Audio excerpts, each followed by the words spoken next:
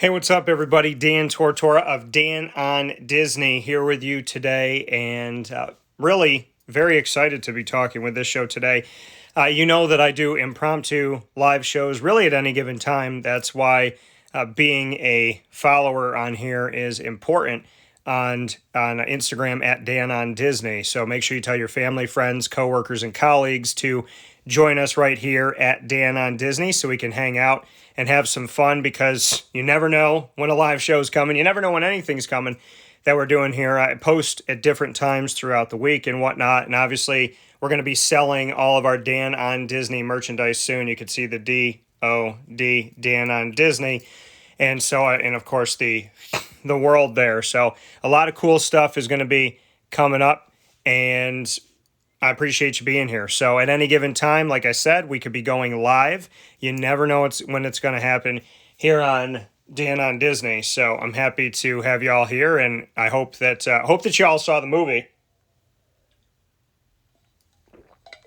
If you haven't seen it yet, you should definitely get it on Disney Plus or go and see it in the theaters. I saw it twice. So I had to see it twice. I had to give it a second look, and I'm very happy that I did. I'm really happy that I went to see it a couple times.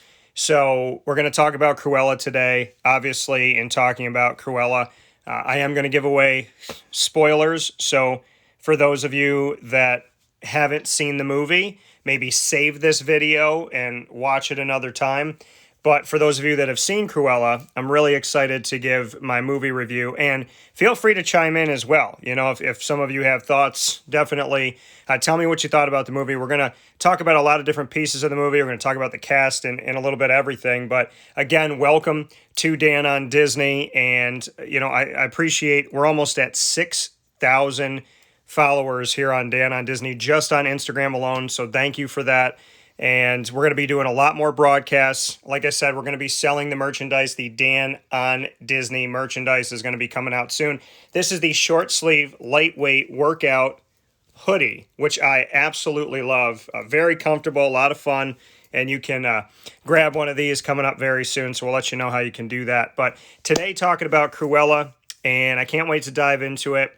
A lot of great stuff to get to. First and foremost, one of my favorite actresses out there, Emma Stone. A big fan of Emma Stone, big fan of the movie Easy A, as well as Emma Stone when she was in The Amazing Spider-Man 1 and 2. And really loved seeing her in those movies. And as you know, she had a very unfortunate character in The Amazing Spider-Man, Gwen Stacy, who perishes, which kind of pushes Spider-Man even farther to become who he is. Him going through kind of all this pain and whatnot. So, maybe you don't know this fact, I was in The Amazing Spider-Man 2. So, I think it's about 13 minutes in where there's that chase scene with Paul Giamatti, who turns into the Rhino, and he's driving the 18-wheeler, and all of the NYPD cars crash into the 18-wheeler, and then you see a bunch of people coming out of an alleyway. There's 5 guys that come out of the alleyway.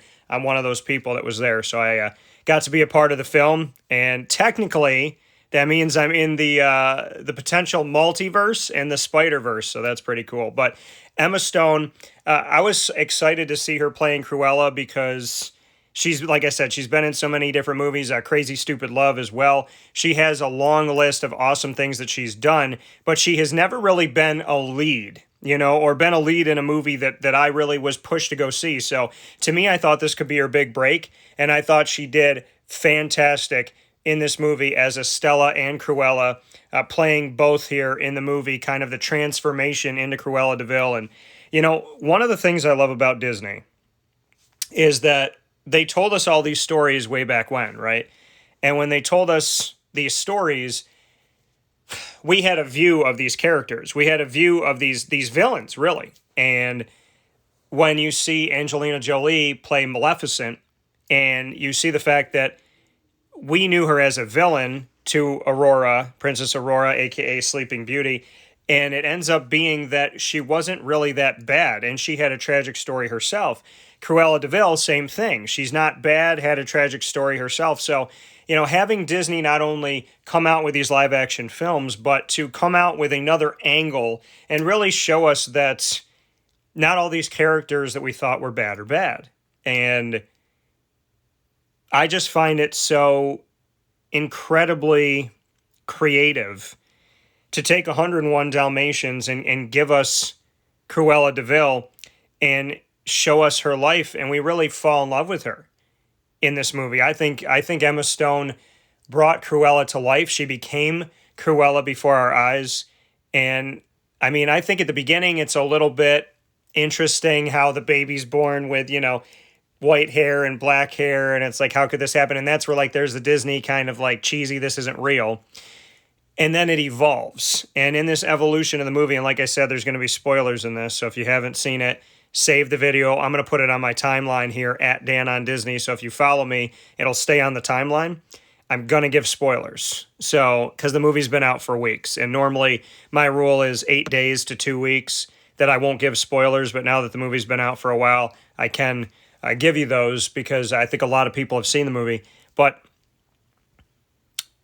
seeing her character develop as a little kid and grow and evolve, it really is this amazing. You kind of fall in love with Estella right away, and you fall in love with the fact that she is a little bit mischievous, but you also kind of know that she's a good person. She's not a bad person. She likes to she's creative, right? She's creative. When she's a little girl, she wants to have her own clothing line. She's very much a free spirit. That's what we'll say. Not so much. I mean, she is mischievous, but she's a free spirit. And, you see her mom. And the thing is, when her mom's driving in the car and they're leaving to go to another place because she gets kicked out of that school, when they're driving in the vehicle, every time I see anybody driving a vehicle and you see them sideways, like you see them driving and it's like this, and they're talking, but you can't see anything, I always think that there's going to be a crash because that happens in movies so much. So I'm like, okay, the mom's going to die, whatever. And so I won't give away what happens to the mom, but it really compels Estella to have to grow up. And I love the part because I knew at one point they were going to do a time jump. So she's brushing her teeth and she puts her head down and it pops back up. And of course it's Emma Stone and she's older and she's got her red hair and everything. And she has this life with Joel Fry, who plays Jasper, and Paul Walter Hauser, who plays Horace. Now, I knew Paul's face from somewhere. I saw the movie Richard Jewell, which is based on a true story. If you haven't seen Richard Jewell, go out and see that movie. It's been out for a while, so you can pick it up on. It might be on HBO, but I'm sure you can pick it up, rent it for $1 or $2 or something like that. So I would definitely go out there and suggest that you get that movie. But Paul Walter Hauser could have had, really, Richard Jewell could be his big break because they have him come here to play Horace and then Joel Fry to play Jasper.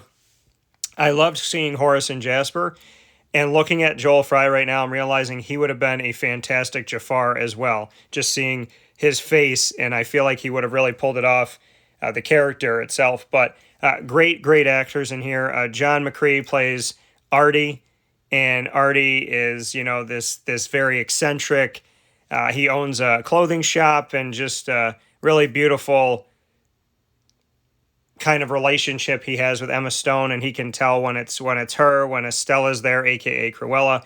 Mark Strong for playing John the valet. Mark was very, very good in this movie as well. Anita Darling by Kirby Howell-Baptiste was great. Roger by Kayvon Novak, definitely good. And the ever creative, beautiful, amazing, tremendously talented Emma Thompson as the Baroness. This movie took us on a beautiful walk. It was kind of like The Devil Wears Prada meets Disney, meets Fashion Week. It was so many things. And that's what really made it fun to watch and exciting to see, is that this whole movie was very creatively done. It was very beautifully done. And to see the way that the movie just aesthetically was pleasing, the colors of the movie, seeing Cruella come in and ask if anybody's got a light, and this is in the preview too, and she drops the match, and her dress is all red and everything, and then her hair is white and black for the black and white ball, but the dress is red, and she just stood out amongst everybody, kind of, the scarlet letter of the room, so to speak. And I just, in its own kind of unique way, because obviously it wasn't a movie about that, but it was just a very, very well put together, aesthetically pleasing movie. I thought the casting was fantastic. I thought Horace and Jasper were absolutely great, funny, really enjoyable to watch the two of them go back and forth. To see that there's like this kind of love, there's this more than family kind of care, almost like a romantic love between Jasper and Estella, aka Cruella. And then, kind of like the younger brother Horace is what that piece of it felt like. But the way that this movie is put together, everything that Estella does to try and take down Emma Thompson and turning into Cruella DeVille, it's awesome. And knowing that, in the beginning of the movie, Emily Beecham, who plays Catherine, who is Estella's mother, she tells her to be Estella and to tuck away Cruella. And then later on in the movie, she says, okay, Estella, you can take a break. Cruella's going to take over from here.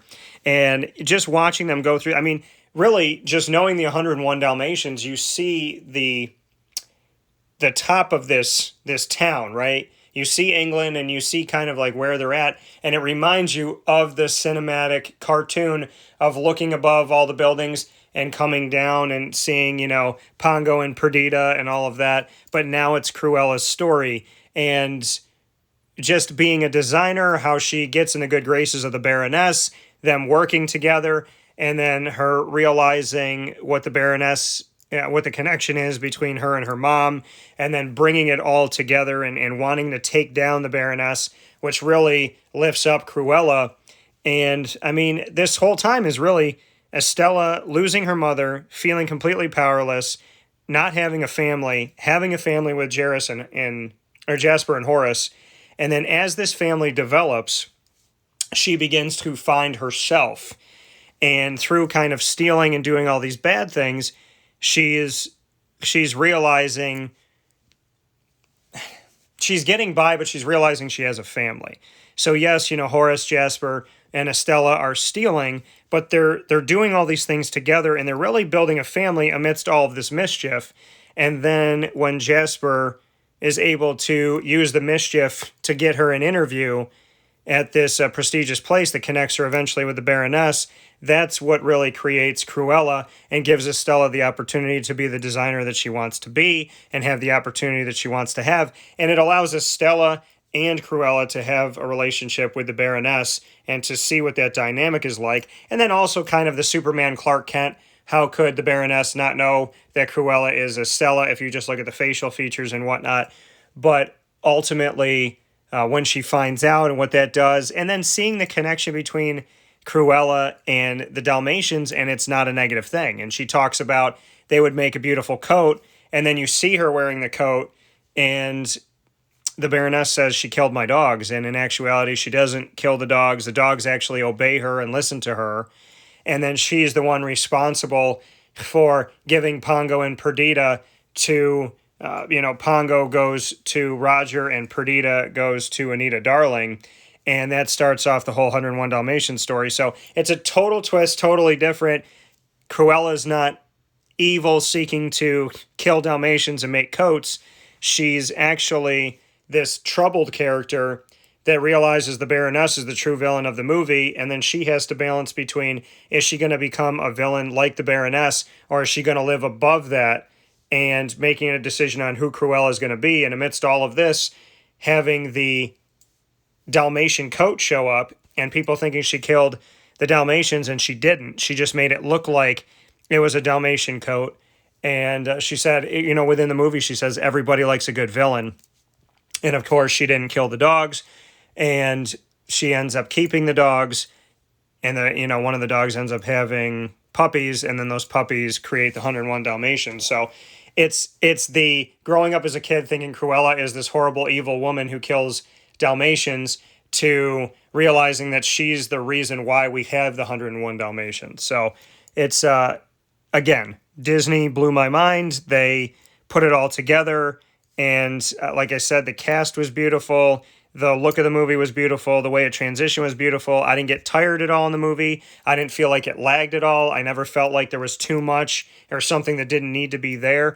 Every single part of it was great, and I love that it was narrated by Estella, aka Cruella, and that Emma Stone really got to carry us through this whole movie as the lead in the movie. So to me, I thought it was put together so well, and I think there was a ton of great things that were hit on in this movie. And again, here's Disney, all these years in, all of these movies in, starting to do these live actions over the last few years and telling a different story within a story or changing what we thought we knew. And again, taking a villain and turning it into kind of an anti-hero and then a potential hero.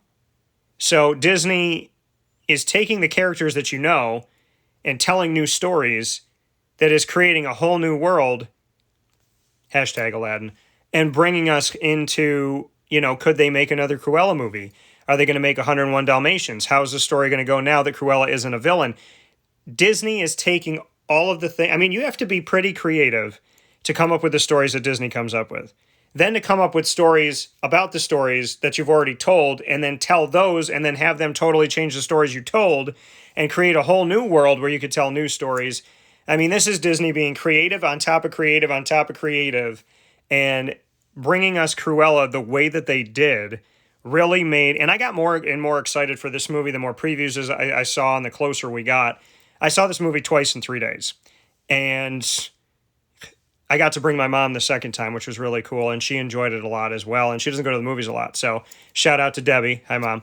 So to see this movie be everything that it is, and that Disney really took a project that they've had forever, 101 Dalmatians, 102 Dalmatians, Glenn Close, all of this, the fact that they had all of this already, and they were able to bring a new story out of this that changes the dynamic of the Dalmatians and Cruella and everything for the future, they can now really open this up.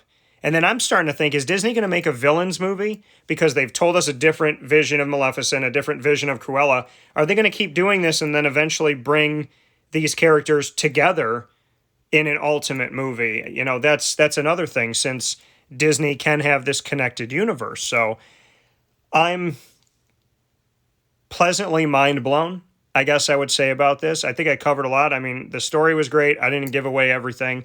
I thought the timing of the movie was great. The movie was a lot longer than I thought it was going to be, in a good way. I like when movies are longer. I like when they don't drag on. It's not a movie. It's not a scene just for the sake of a scene. But the fact that the movie was long and all of the time in the movie I thought was well utilized. I don't like to go into a movie and it's an hour and it's over, because movies are expensive. So I want the movie to be a couple hours, and I want it to have a lot of give to it, right? I want it to have a lot of meat on the bone, and this movie does. It was put together great. The story was great. It was unique. The actors, the actresses, everything came together in such a beautiful way. And ultimately, I can't wait for it to come out onto Disney Plus officially after the premiere access. I'm probably going to watch it in bed 100 times. And but I've already seen it twice. But shout out to the Emmas, Emma Stone and Emma Thompson. Incredible, incredible work in this movie. Paul Walter Hauser, Joel Fry, John McCrae, Emily Beecham, Kayvon Novak, Kirby Howell Baptiste, Mark Strong, and on and on and on and on and on. This movie was so, so good. And director Craig Gillespie, fantastic job by Craig Gillespie. And I can't wait to see what they're going to do next with all of this. I mean, the look of everything, all the different wardrobe changes that we got to see, I thought that just if you only had the Baroness and Cruella / Estella, that would have been enough of just really creating these beautiful, beautiful pieces to us. And it also gave me like a Great Gatsby feel with these big time parties. So like I said, it's like Fashion Week meets Disney meets the Great Gatsby. There was all of these pieces within it. And seeing Emma Thompson just really be this evil woman who is incredibly powerful, and everyone is afraid of her in London, in England. Everybody's afraid except for Cruella. And that's kind of the irony too, is you grow up fearing Cruella de Vil, And then Cruella ends up being fearless against the Baroness, who is the actual villain of the story. So, you really never know. And there's so many different angles that, they say that all the time. You never really know the full story until you know the full story. And again, this movie has got to get, for wardrobe, if it doesn't win an award, then somebody's cheating the system by every stretch of the imagination. So as far as wardrobe, it needs to get it. Story, it needs to get it.